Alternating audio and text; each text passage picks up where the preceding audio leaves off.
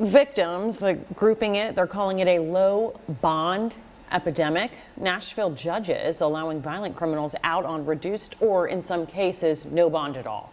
Now, the violence that followed started a legislative movement to change Tennessee laws on bail. Fox 17 News' Dennis Ferrier now with his continuing investigation into low bonds.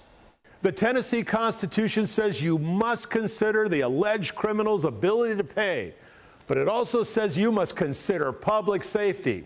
Those two promises are in a bloody head-on collision. A 13-year-old girl has a mental breakdown. She goes to Vanderbilt Children's Hospital. Vanderbilt employee Terrance Boyd is assigned to watch her. Instead, he is accused of raping the child. With her mental state, police must rely on DNA, so they send it off. Mr. Boyd flees Nashville. The DNA comes back. They charge him with rape by an authority figure. He makes the most wanted list. He's finally found in an apartment in Illinois. He's brought back to Nashville. Guess what happens? His bail is reduced in half. Not increased, reduced from $150,000 to $75,000. His lawyer says poor Mr. Boyd can't afford bail. The judge agrees, but the higher bond wasn't fair. House Majority Leader William Lamberth. What's not fair is that the people of Tennessee are being murdered and raped and robbed by repeat violent felons that are out on bond, get another bond, get another bond. I mean, they don't have bond conditions to keep them accountable. They don't have anything out there that is stopping them from continuing to commit the same crime over and over again. Leader Lamberth is not exaggerating. Many of the people released on low or no bond immediately commit an even worse crime. You cannot come in. Consider Brandon Brown. He tried to force his way into a Bellevue home. The scariest kind of stranger home invasion. Police arrive, lots of police. There's a big fight all over the front yard. Police officers actually get injured by Mr. Brown.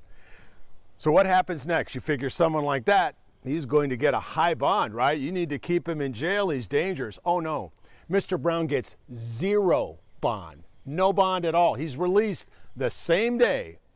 And what he does next, hard to believe. He beat a blind homeless man to death with a fire extinguisher. David Warren is a victim of Brandon Brown, absolutely. But Mr. Brown was assisted by a Nashville judge. People have to die before something's done.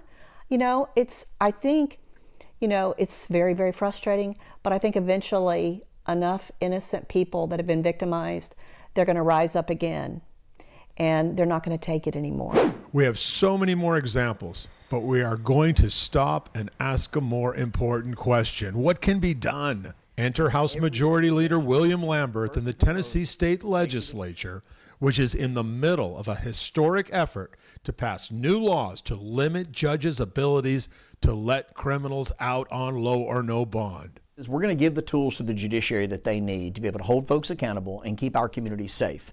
And then we're going to watch real closely to make sure that they actually do that. So between this session and next session, we expect to see violent crime go down in Tennessee. We expect to see our judges hold these repeat violent felons accountable. The awful headlines have led to a historic group of potential new laws. One bill makes public safety the top consideration for offering bail. Another bill makes any bond violation subject to immediate arrest with a new charge. Another bill tightens up pretrial monitoring of felons. Another bill that's passed changes the process of determining bail by removing the consideration of a defendant's financial state, which is exactly what's being used right now to lower bond every single day in Tennessee.